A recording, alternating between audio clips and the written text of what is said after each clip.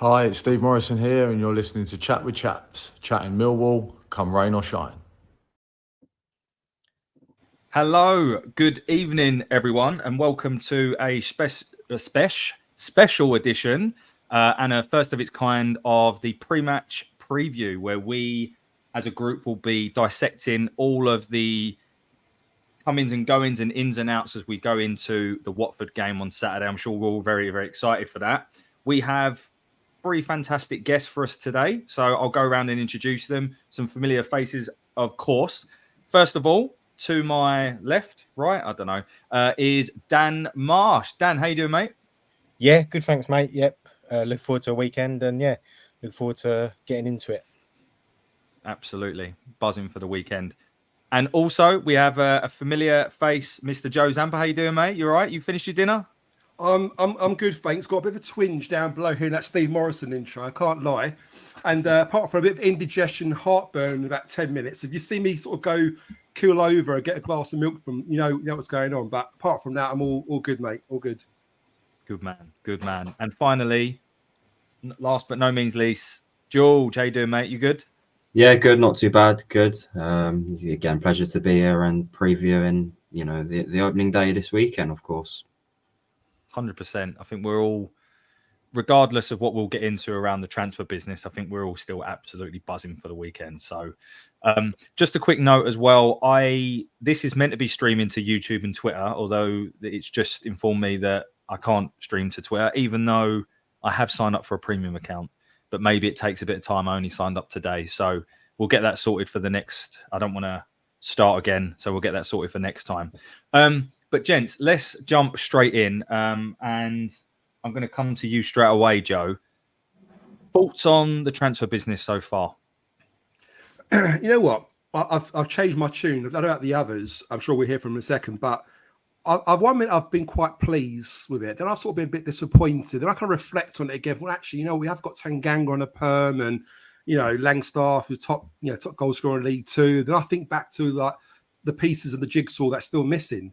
So I can't quite make a mind up. I know it's not a good answer for you. You kind of put me on the spot a little bit, but I think if I'm giving a rate out of 10, I would say I'm probably a 6. So not quite in the middle, just slightly edging towards a bit of positivity, but we've got a long way to go still, haven't we? We've still got a long way to go. I think a lot of people are fearing and thinking about Watford Saturday coming up, and therefore they want all their transfer business done by Saturday.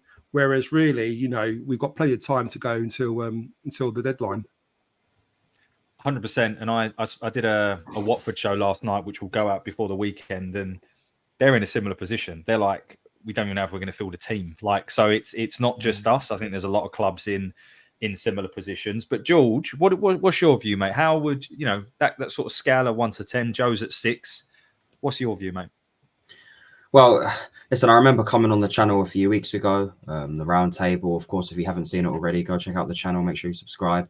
But I remember coming on a few weeks ago, and I was largely positive about the transfer news and the transfer deals we were making. We've signed Tanganga. I thought was obviously a high priority for the club. Got that one over the line. Macaulay Langstaff, obviously a proven goal scorer. And it looks like we was making solid business, sensible business, I would say.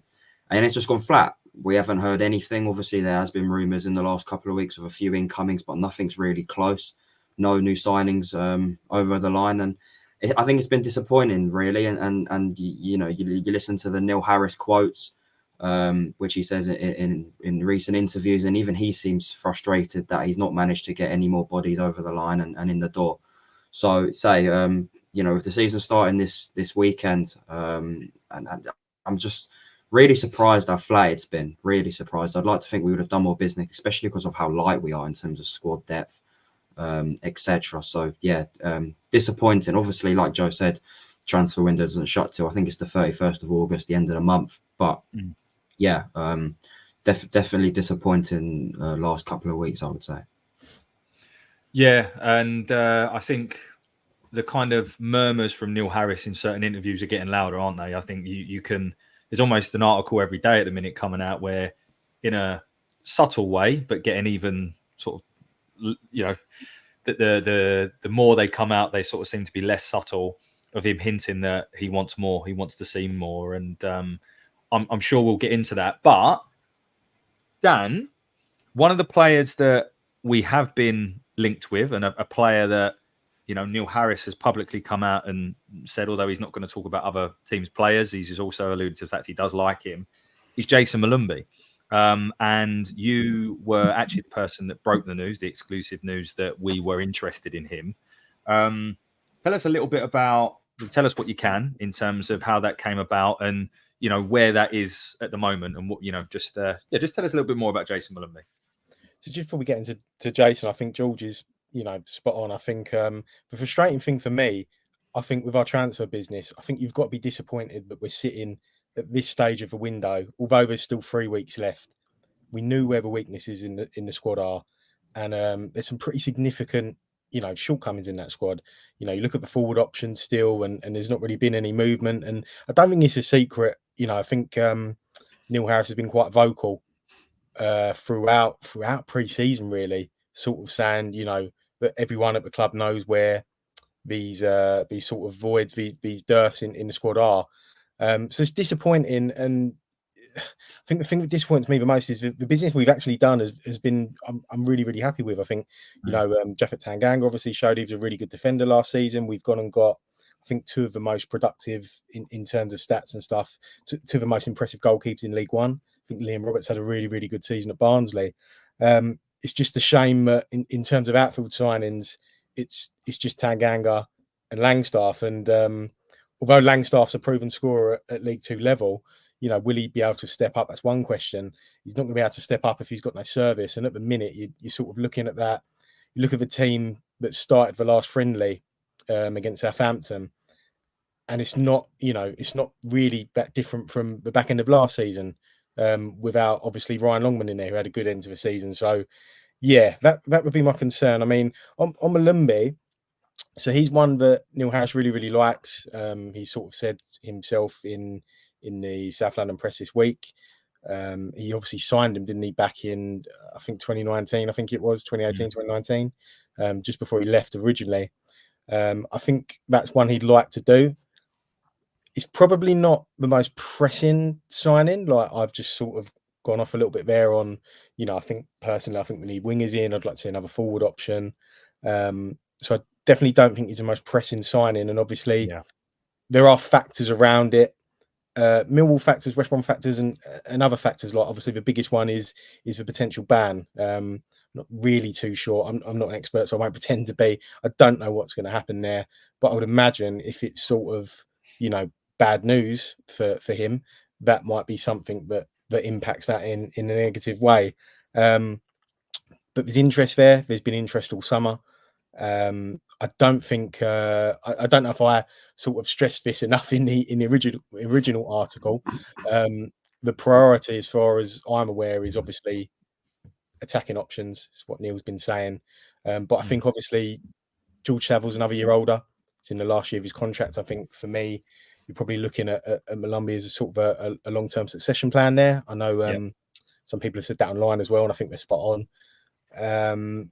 Although, you know, George isn't going anywhere at the minute, but strength in depth is never a bad thing, especially in midfield.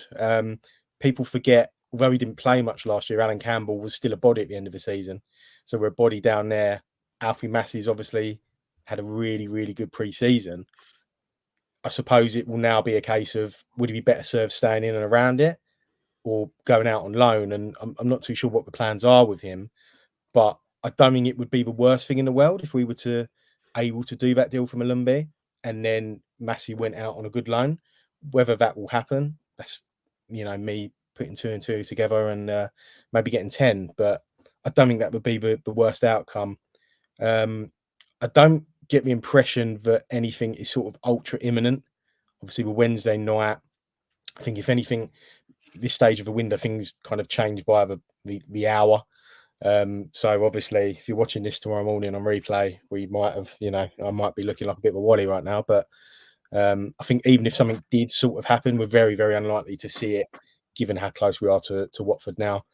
But it's a big 2.5, 3 weeks. I think, you know, we've done some good business, but I wouldn't say, I'd say we've done nowhere near enough. And there'll be a bit of pressure on to make sure to remedy that before the end of the month, I think. 100%. And I think that I think everyone's kind of agreeing with the sentiment that the business we've done is good, but it's not enough. And we were a small squad last season, and we've actually, when you include the loans, we're actually bodies down. So just from a pure bodies perspective, it's just not where it needs to be. Just coming back to Molumby, get your comments in the chat. But would you be happy with this signing, Millwall fans? Is this something that you'd want to see? My personal position on it is yes. I think we should be going after Molumby because that succession planning, and I think he solves more than one problem. I think he solves a Savile succession plan, but I also think he will evolve to be a leader for us. And I genuinely, this might sound premature considering he's not even with the club, and some people might be hollering at the screen here, but to me, he's got all the qualities to be a future Millwall captain. So I think we are solving for that Hutch solution as well, potentially, because Hutch is not going to be here for much longer, let's face it. So that's kind of my view on it. Joe, do you agree with that? Do you think that Molumby is someone that bonsoir, le lion bleu? Hopefully that was good for you. But yeah, do you agree that Molumby is someone that you would take? Yeah, most definitely. I mean, when you reflect back to his loan period for us, you have to say it was a very successful loan, wasn't it? I mean, all the fans warmed to him. They liked his aggressive, sort of combative, bustling style of play. You know, he was very much box to box, lots of energy, lots of pressing, nicked a couple of goals as well, doesn't he? I think he gets Millwall as well. Like, you can see the way he is and the way he, okay, excuse the punching the other day, but he's definitely got that kind of passion in when he plays. And I think the fans really enjoy that. Also, he gives us something we haven't got at the moment. I mean, I love Savile, and whether he'll play 46 games a season is a question we're asking ourselves. But he's only 24 years of age. So even if he sort of plays a bit part this season or plays, quite a few games and then is a first team starter next season, that's not a bad bit of business. But I think he definitely gives us something different we haven't got. Denor technically is a very, very good player. And although he will try and press, he's not really known for his tackling and winning the ball back and putting aggressive tackles in. And like I said, where Savile hasn't quite got the legs he had a couple of years ago, we don't really have that kind of edge in midfield. I mean, Alfie Massey is probably the nearest person we've got that can press to a high level, but he's still very young. He's only, 18 years of age, so he's not ready for first team football yet. So for me, I would love to see Molumby join us, and I would love to see him and Denor midfield together. I think that'd be a really good balance, and certainly, something for the future for us as well. Agree. I think that could be a really interesting pairing. Obviously, wish Billy Mitchell well. I think he'll be back around Christmas time, I think. So we are thin on that ground, and obviously Honeyman can play in the centre of the park, but given the shortages up front, I think he's going to be someone that might need to be utilised elsewhere. So you both called out Alfie Massey. George, what's your view on Alfie Massey? Do you think that? I think at the moment, regardless, he needs to be kept because just of sheer bodies. It wouldn't surprise me if he's on the bench on Saturday as well, actually, again, just because of sheer bodies. But what do you think the right kind of next step for him is?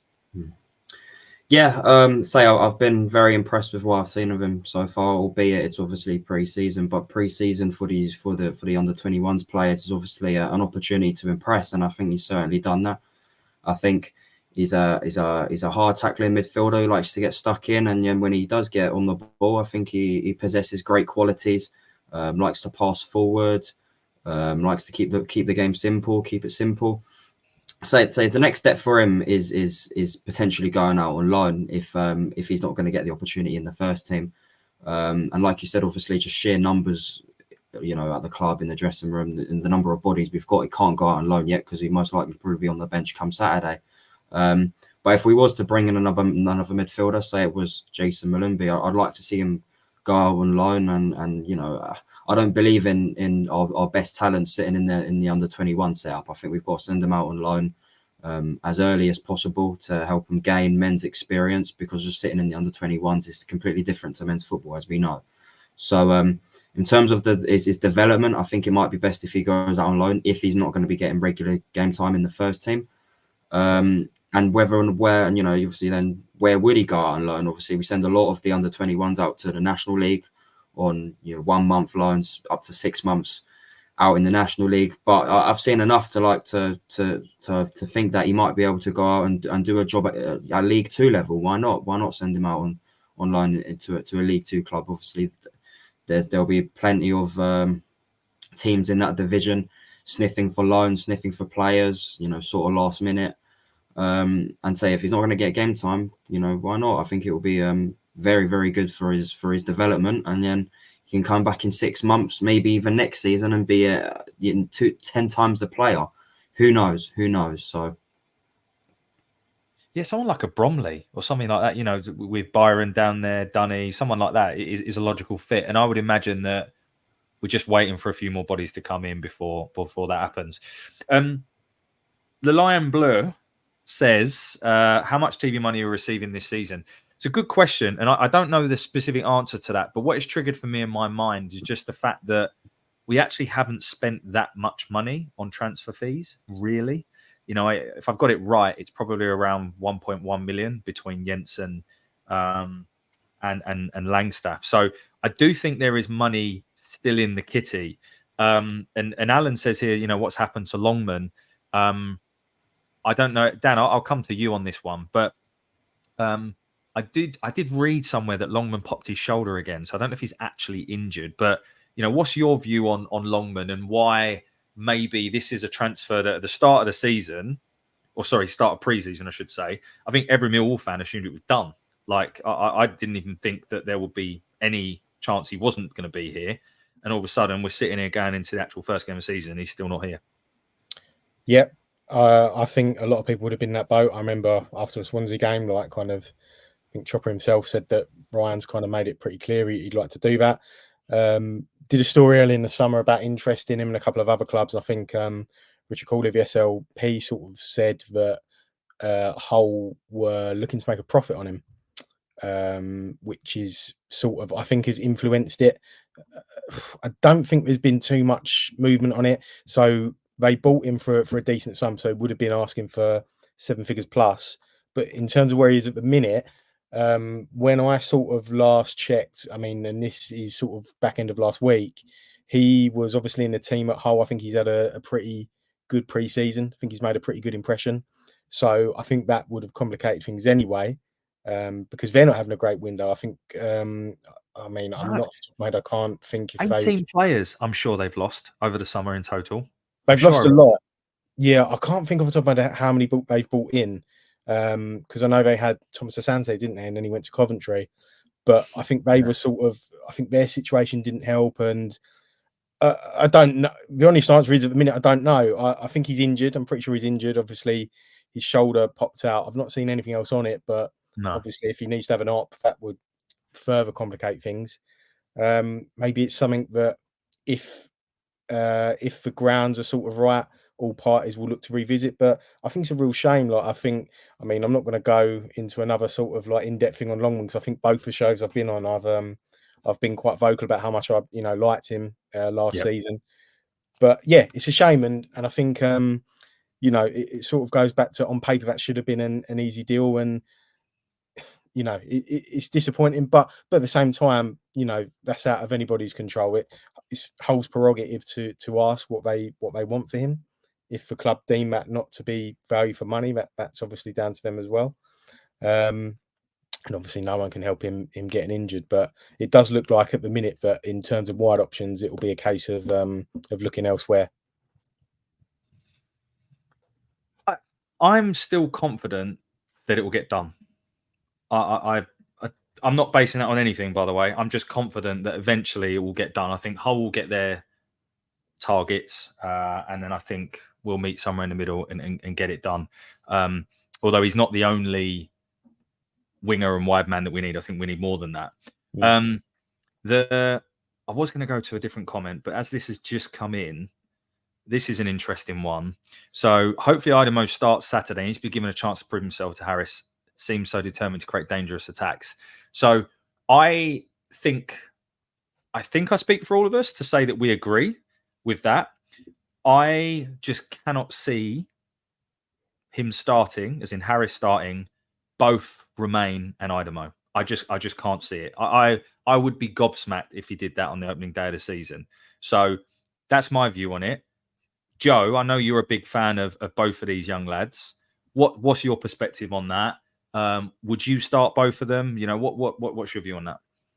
Yeah, I mean, I think, yeah, what Idemo gives us on that left hand side with that raw pace, that directness, that eye for goal, he's certainly a threat. I think if you're a defender and you're a right back and you have to play against Idemo Maku or, no offense, Watmore, I think you see Watmore as a slightly easier person to defend against. I mean, Watmore's great. I mean, he does try hard, but it's very much, you know, head down, running.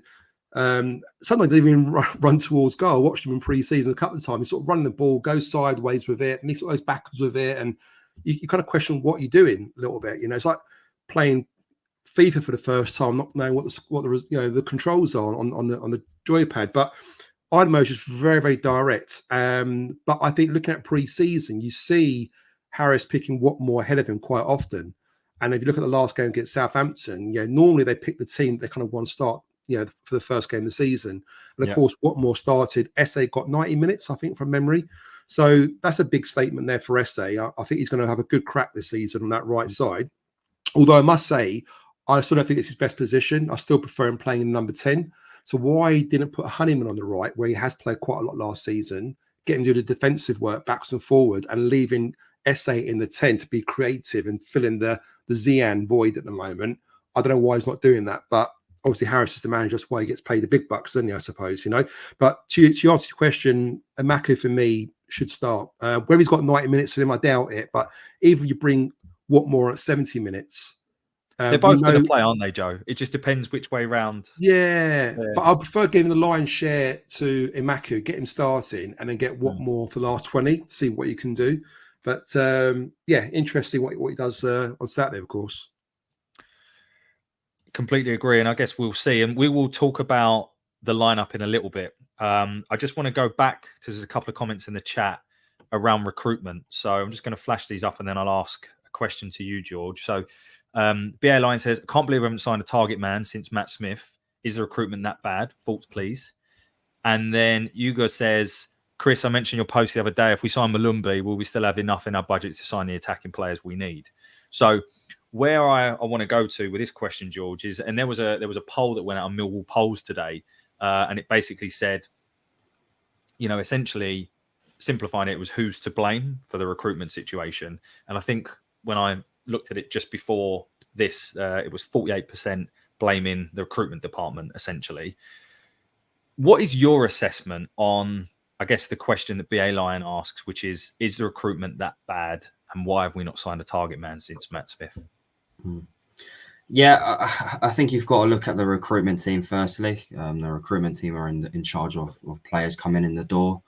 I think I look a year back, a year ago, when we just missed out on the playoffs, and then we had the transfer window then going into last season, and then we've had this year's transfer window going into this season, and I think our squad has digressed in general. I think it's digressed, not just in terms of bodies in the door, but in terms of the quality of players we've got as well. And I know we've gone through a few different managers since, and now we've got Neil Harris in charge, but I think the recruitment all around hasn't been good enough.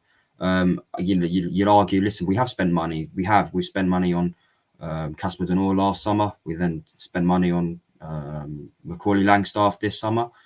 But in terms of just the quality, and I think we can all see where we need strengthening. We need strengthening in the wide areas, because we don't really have any out-and-out wingers or quality wingers at that. And we don't have a target man. So the fact that we haven't gone and addressed these issues is extremely worrying. And Steve Gallen, who's obviously another head of recruitment, coming in the summer. Listen, I'm not up to date of where he was previously. I know he had a job at Charlton, potentially doing the same thing. I'm not too sure. But you have to say he's come in and he's not blown me out. He's not blown me out of the water. Do you know what I mean? He's not impressed me with the signings we've made so far, or the sheer number of signings we've made. And say I'll go back to what I said weeks ago. I still think we definitely need a target man, and we need a few wingers who can put balls in the box to supply the forwards with chances. Creating chances for our strikers, because we're lacking certainly in those attacking areas. Completely agree, and I think it's frustrating, the situation we're in now. It really is, and even Joe Bryan jumped on the bandwagon today in an article and sort of alluded to the fact that he thinks we're thin on the ground as well. I don't know if anyone's seen that. So I think everyone is saying the same thing. And good evening to you, Jeff. This is a really interesting take, and I don't know if there's any truth to this. There could be. It's logical. So Jeff says, do you think one of the reasons for the lack of signings the last few weeks is because certain new recruits out there wouldn't want to play for Harris or his style of play? I think that's an interesting take. I'll give you an example of that. An example is Michael Obafemi. So, Joe, you and I had a chat with him at the end of the season awards. And he signed under Joe Edwards, and we were going to play this, expansive style of play, and he was going to get plenty of chances. And all of a sudden, he's out the door. Neil Harris is in, and he's being asked to do a very different job. He's being asked to do quite a selfless job of running the channels, doing all that kind of running. And he said himself, it took him a while to connect with that. Based on that, do you think there's any validity to Jeff's point there, Joe? I don't think so. I mean, firstly, a player of Tanganga's stature, who would have thought someone like him would want to play for Millwall Harris? Okay. A player of his quality. Again, you mentioned Obafemi. He was happy to play for us last season. And I think there's lots of players now who look at Millwall in a much brighter light. One thing I'd like to add, though, is to Millwall's defence and to the recruitment team's defence, I don't think there's many clubs in the Championship at the moment that are doing a lot of business at the moment. I've done some research earlier. I don't know how accurate it is, but I think there's only 5 clubs that have spent £5 million or more on players in the Championship. You've got Bristol City, just over 5 million. Burnley spent 31 million, but again, they've got all that money and whatever from the Premiership. Coventry spent 11 million. Leeds spent 15, although they've inherited 100 million through the sales of their players, of course. And then you've got Middlesbrough, who have spent 5.5. There's 10 teams, not including Millwall, that have spent 1 million or under in the Championship. So you think about how bad our recruitment's been, how it looks through the Millwall fan base. Let me give you some numbers. So West Brom spent 500,000, Watford 230,000, Sunderland haven't spent anything, Sheffield Wednesday 900,000, Preston 700,000, Plymouth 300,000, Luton nothing. They sold £9.6 million worth of players. Cardiff 430,000. Now again, I don't know how accurate they are. They're probably give and take a few 100,000, maybe a million here and there. But the point I'm making is there's 10 other teams in the Championship that are probably doing worse than us in recruitment at the moment. Now, what does that tell us? Does it tell us that we are bad? Does it say it's a tough market at the moment? Or are we just not being patient enough? It's a long way to go till the window ends, and everyone wants to get the best players and the best deals. And I guess the players themselves are not panicking either. They're all wanting to pick the best club for them, and they're not thinking, "Oh, I must get it sorted before Saturday, before the first game of the season." No, they're not. They're holding out for the right move, the right money, and fair play to them. Agree, Joe. I think that for me, my personal take on it is that on the surface of it, I think there will be some players that do exactly what Jeff said. However, once they speak to Neil and they understand what he's trying to do with the club, just like Jaffet, I can't see how they're not buying into this man. To me, is the biggest, sort of man-to-man motivator that I think we've ever had at the club. So I agree with that point. I think they just need to speak to him. I also think that one of the points, is going back to one of the points earlier, is that for a long time now, our recruitment has been too short-term. We've filled gaps with short-term thinking. So the centre-back loans are a perfect example of that. 1 year it was Danny Ballard, then it was Cresswell. These are players that were filling a gap for a season. We haven't really done enough long-term planning. We've started to. I think Imaku is an example of that. I think Adam Mayer is an example of that. We've had a little bit of bad luck with those lads and injuries, but I think we're starting to do that. And one person that we've been linked with, Dan, that could well fit that bill, but also be ready to come straight into the first team, arguably, is Azeez. Hughesy in the chat says, ask you specifically, does Dan know the situation at Reading and Azeez? I don't know if you've got any information, Dan, that you can share, but I know it's gone a little bit quiet on that front. But what do you have on that one, mate? Yeah, no, I don't, unfortunately, Hughesy. I'd love to sit here and tell you what I do, but there's no point me trying to blag it or say otherwise. It's gone very, very quiet on him, hasn't it? I mean, when you look at his stats and sort of watch a bit of Reading, so I sort of know of him, and he's sort of a good profile. I think he's the sort of player that we're missing. Bit of pace, a little bit of that X factor almost in the final third. Something you can make something happen. I mean, I'm 32. Like I grew up, I used to love watching Paul Ifield, players like that down the wing, and I know football sort of moved on to a degree. But no, unfortunately, I don't know. In terms of Reading, I think obviously they've got their takeover, haven't they? I think that's pretty close to being done now. So that will, on paper, maybe, on paper, when that kind of link come out, you're sort of thinking, okay, that should be a relative, sort of like Longman, I suppose. You're thinking, right, that'll be a straightforward one to do. But if you've got someone coming in and they're pumping in a load of money, they're not going to want, he's probably, I can't think of everyone in the Reading squad off the top of my head, but if he's not their star man, he'll be one of their star men. And, coming into a club, you're not going to want to lose him. So I don't know. Maybe that's one they'll revisit. It's gone very, very quiet, but I think it's just quiet in general at the minute, unfortunately. I don't think, like I say, I think in some respects that's quite disappointing, but I don't think we're at panic stations yet, because obviously, where are we? We're 7th of August. So still another, my maths, three and a bit weeks? Yeah. I think. So, but yeah, sorry, Hughesy. I'm sure if there's any more to come out, Dan, as he has been recently, will be right on the money and on the button to share those exclusives. But lads, let's switch our attention to the game on Saturday, right? I think we're all very excited still to get there, and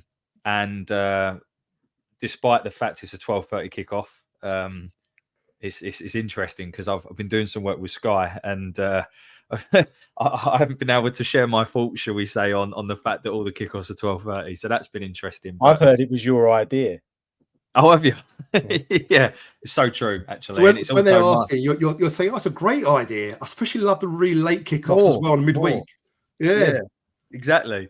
No, I have a very different opinion of that. But as always, I'll be pragmatic and balanced and diplomatic about it. So, yes. But anyway, so moving on to Saturday. Now, I'm going to flick up a screen, which is the starting 11 that I think will start. Caveat, not what I want, that I think will start. I'm just going to flick this up. This is a new infographic, so I'm dying to share it with you.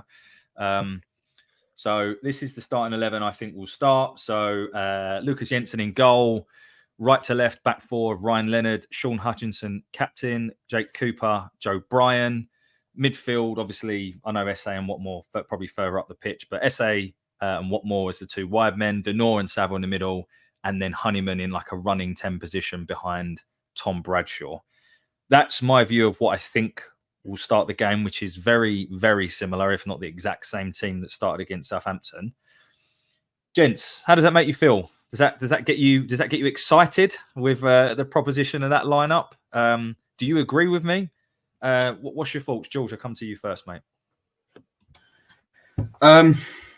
So to be sort of blunt, no, it doesn't really excite me. It's obviously it's the same team which we went with against Southampton in our last friendly the week previous, and usually that last pre-season game, the starting lineup is usually the preferred team for that first opening day of the season.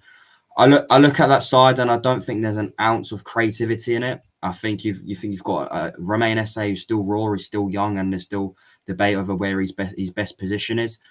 But George Honeyman in that 10, he's almost in that graphic there, he's almost playing as a second striker, almost as a number 9. George Honeyman's not a second striker. He's not going to get you goals. He scored 1 goal in the last 2 seasons. He's a tough tackling midfielder who needs to be slightly deeper, I think. I look at Duncan Watmore off that left-hand side, and obviously we've spoken about Adamo Amaku already, but I'd have Adamo Amaku in the starting 11 all day over him. will Neil Harris do that? Unfortunately, I don't think he will. But I think Duncan Watermore is certainly much better off the bench.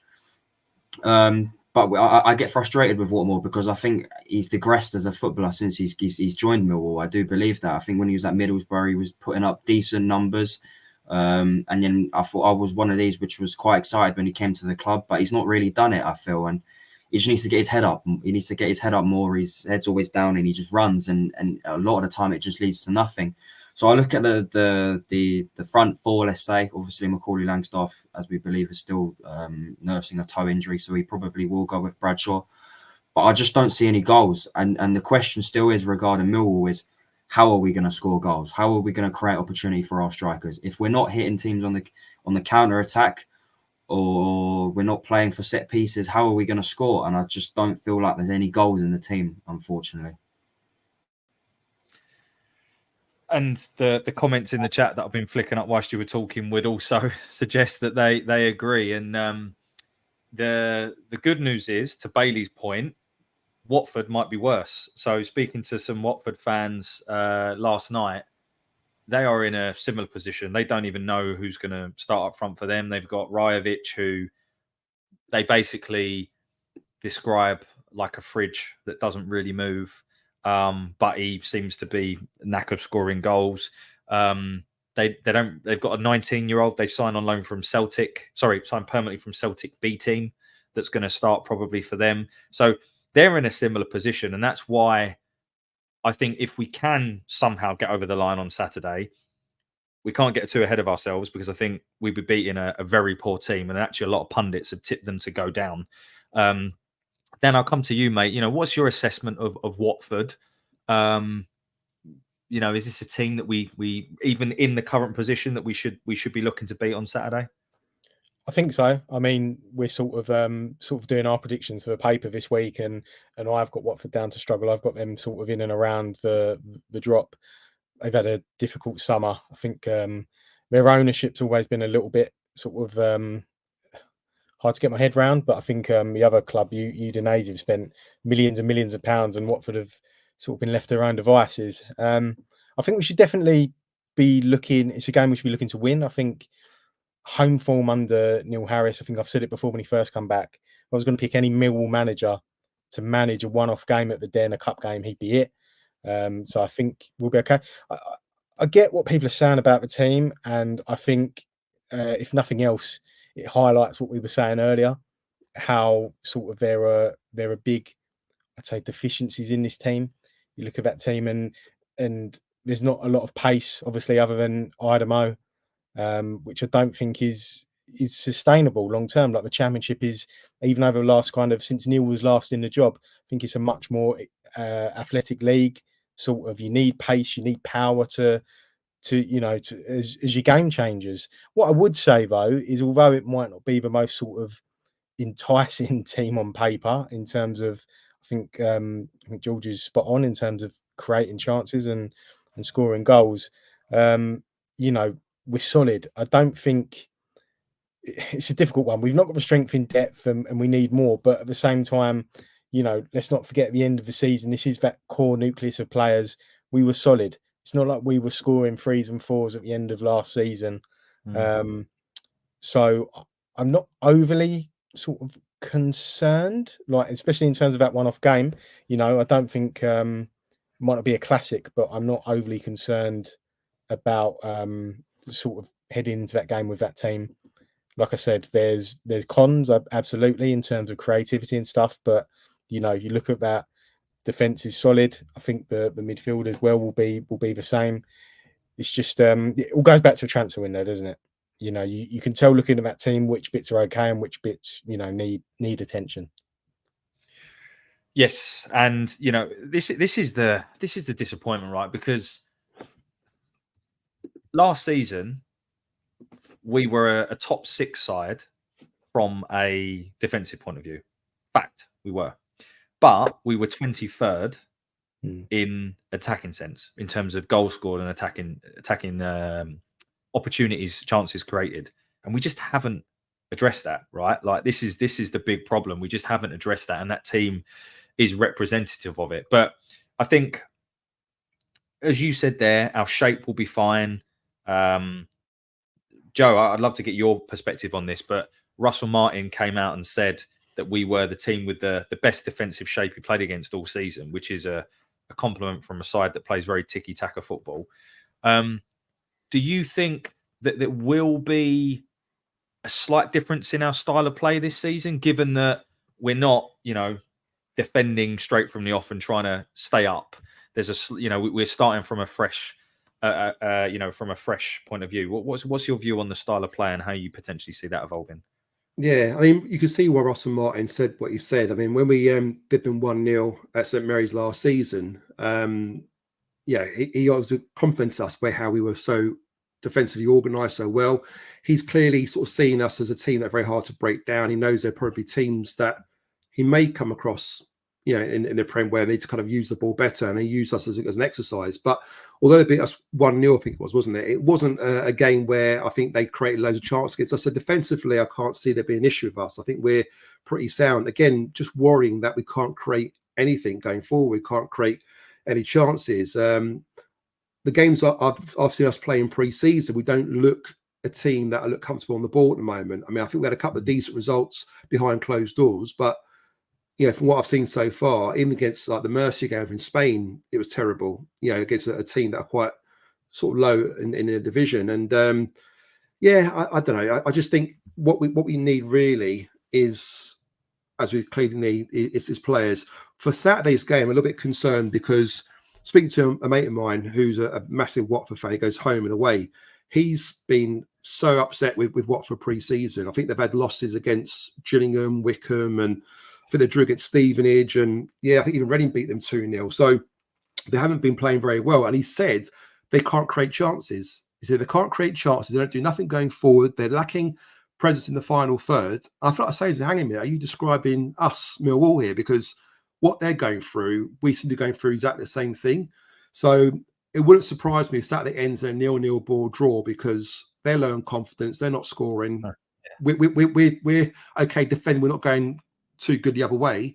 So don't expect much this Saturday, sadly.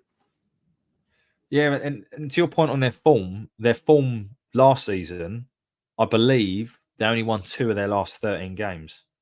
Their form after Christmas was horrendous. So, they're not in a good place going into this. They have players, again, speaking to some of their fans yesterday, they have players like Asprilla, who is not even training because he's basically going to get a move somewhere. So there's a lot of in France, isn't he? I think 25 million, I think they said. So he looks like he's off. Even Hoyt, their defender, who I think was their player of the season last season, quality, I think he's kind of pulled a muscle. So he's not playing on Saturday either. It looks like he's been ruled out as well for that game. So they've got problems, Watford. So we might nick it 1-0, true Millwall style. But be interesting to see how that goes.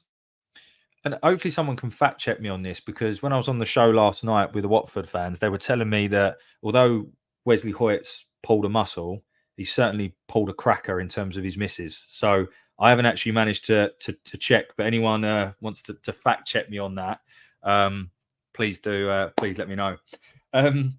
One last point before we move on to some score predictions from you lads is...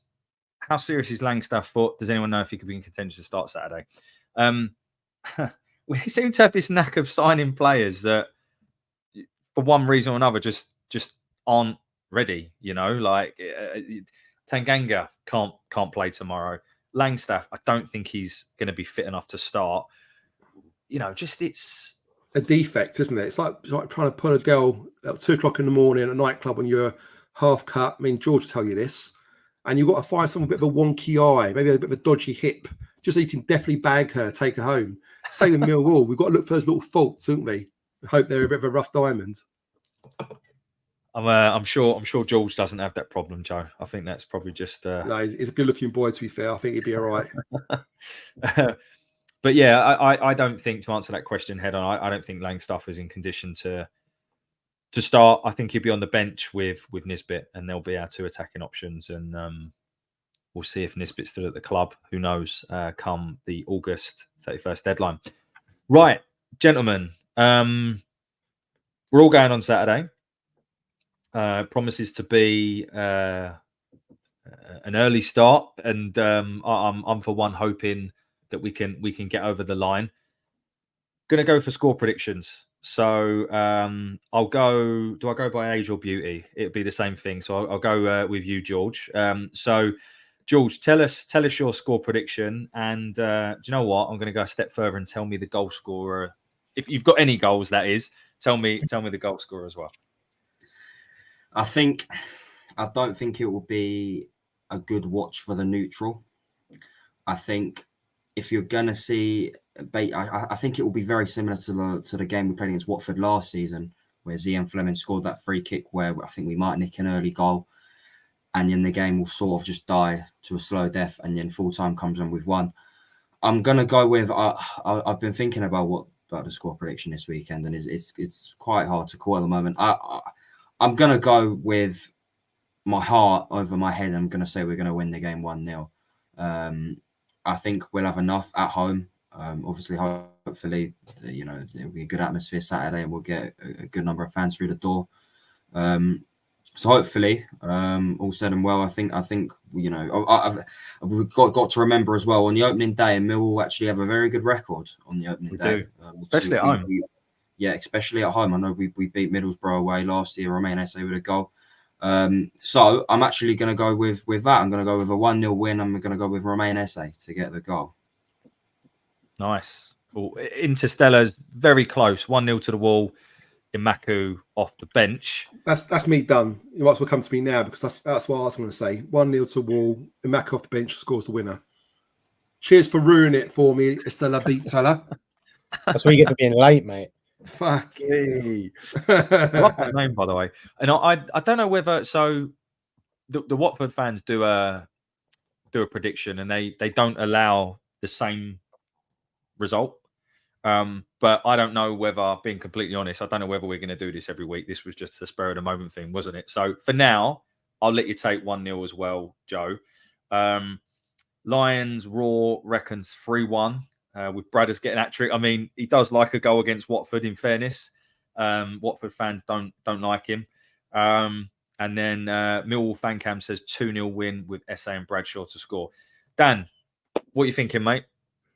Yeah, 2-0's in my head. I think we'll win. I think we'll get off to a good start. I think obviously it's going to be an emotional day with obviously the tribute to Matthias Sarkic before the game. I think Chopper will have the team bang up for it. I think the crowd will be bang up for it. I'm going to go 2-0. I think, like I say, there's not loads and loads of goals, but I think we're solid. Goal scorers, I don't know. I don't know if he'll score, but on the subject of creativity, I think we'll see a different Joe Bryan this year, and I think he'll be. I think he could be a big player as long as he can. If we can keep him fit, I think. I won't pretend to have watched all the sort of pre-season games every single minute, but bits I did see, he looked, promising, and I think he'll need to be an outlet for us, because obviously we've got deficiencies elsewhere. Bradshaw, Cooper. We'll go Cooper. Set piece. Okay.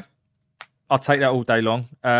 Bradshaw and Cooper. I think Darren agrees. There you go. Darren agrees with that assessment. Could I just say, one of the comments on there was asking who's younger out of Dan and George. Why was I included? Yeah, me. Well, Joe, I'm closer to their age. Come, have you seen the colour of your barnet? By choice. I get asked that a lot. Like, do you, why'd you dye your hair grey? I'm like, I want it to look like this. Is that when you pull your trousers down and show your pubes? The eyebrows are brown, mate. Yeah, that's anyway, back to business. I know you all want to know my score. So I'm going to go for 1-0 as well, because I can. I'm not going to agree with the Lion Blues goal scorer. I'd love the Nor to score for the second consecutive league game, but I'm not gonna say that. I'm going to go with Joe Bryan. I know you kind of mentioned it there, but I've just got this feeling that this year's going to be Joe Bryan's year. He had a lot of niggles last season. Hopefully they're sorted. He's looked fairly sharp in pre-season. We know he likes to get forwards, which is also, by the way, why I don't think Harris will play Amaku and Esse from the start because he knows Brian wants to overlap, and that's why he probably wants a more defensively minded winger there. But that's my take on it. Okay, we've got our score predictions. Let's touch on something else. I didn't know whether to touch on this, but we've been speaking in our private chat and we said we will. Who is going to pay £6 to put their bag in a locker? That's what I wanted to touch on now. Joe, go on, mate. Kick us off with this. What's your view on it? I'm just thinking, has there ever been a time when I've gone to Millwall and thought, fuck, I don't want to carry this bag in my hand or whatever? Like, it just seems a bit odd to me, doesn't it? I mean, we're going to watch a football match in a stadium sitting down. We're not going on a funfair ride where we worry about our belongings being chucked about or thrown about everywhere. So it just seems really odd. But yeah, it's a bit of a weird one. I don't know what you guys think about that. George? I think football's gone woke, hasn't it, lads? It's just gone woke. I mean, having to pay to use lockers at the Den, I mean, it's obviously not gone down very well on social media at all. And I'm sure come Saturday, if there is anyone who's going to, look to use it, there won't be anyone. There won't be anyone. I mean, having to pay money to put your bag in a little locker. And then I can't remember off the top of my head, but it said on the post, which was put out on Twitter, it says at owner's risk. I don't know if anyone else saw that. I mean, that's ridiculous. Imagine putting your bag in the locker, expecting someone at the club to look after it. You've come back and all your belongings have been nicked. Can you imagine? I mean, that's just ridiculous.